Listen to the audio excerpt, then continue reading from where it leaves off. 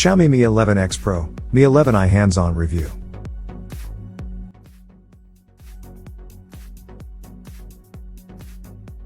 But before we start, please support us by pressing the like and subscribe buttons, so that we can continue to provide the latest information about gadgets and technology.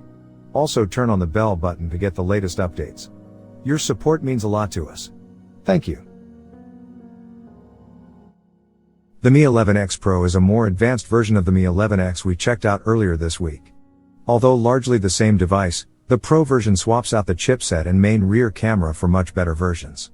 Other than that, the two phones are identical. You can see how their specs compare directly. Furthermore, the phone is available outside India under the name Xiaomi Mi 11i. It only has NFC added, which is arguably more important to Western markets than in India. Other than that, the two phones are identical. So what exactly are we getting here?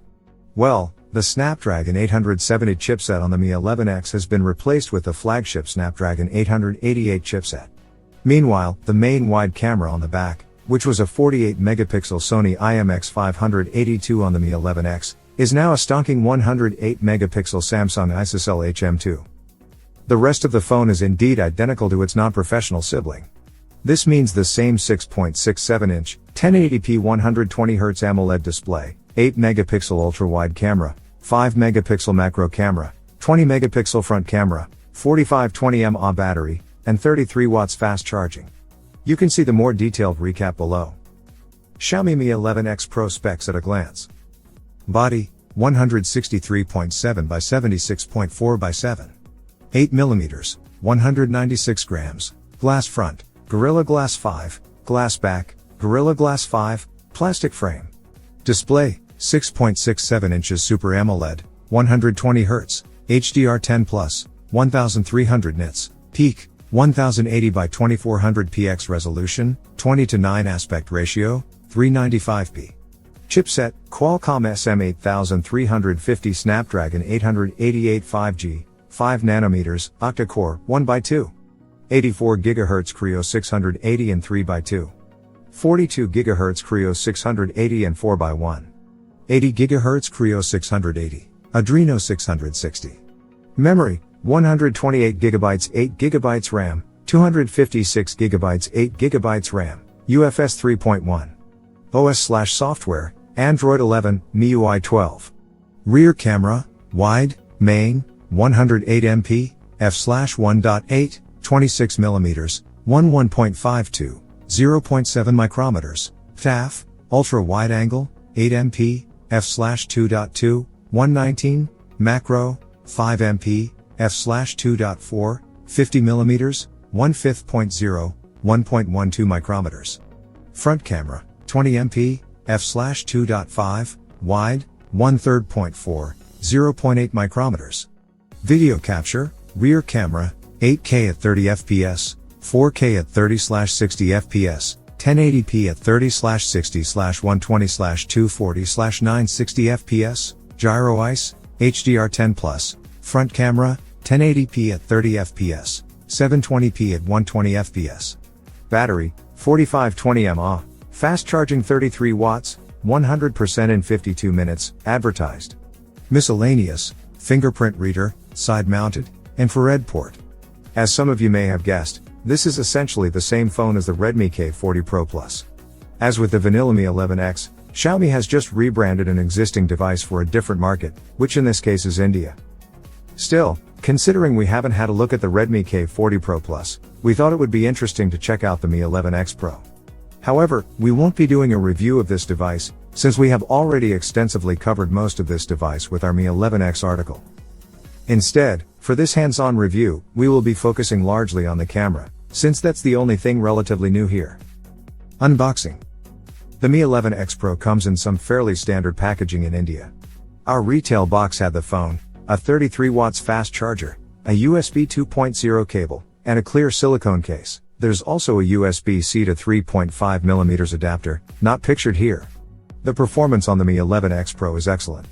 Admittedly, it's hard to tell the difference between the Snapdragon 870 and 888 during daily use most of the time, but there are instances where you can see the advantages of the faster chip, namely while updating or installing apps and while processing images in the camera app. Gaming performance was excellent as well, with the Mi 11X Pro handling even demanding games with ease. You can also play some titles in 120Hz, provided the developer has unlocked this feature.